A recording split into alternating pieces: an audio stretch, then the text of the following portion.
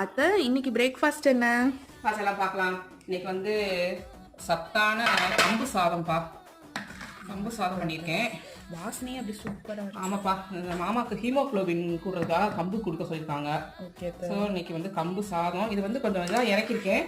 கொஞ்ச நேரம் ஆறுன பிறகு கெட்டியா ஆமா இருக்கும். நல்லா கெட்டியாயிரும். ஆமாம், கம்பு சாதம் இது அப்படியே கெட்டியாயிரும் கொஞ்ச நேரத்தில். இப்போதான் நம்ம சுட சுட சுட சுட ஆகி பறக்க இறக்கியிருக்கோம்.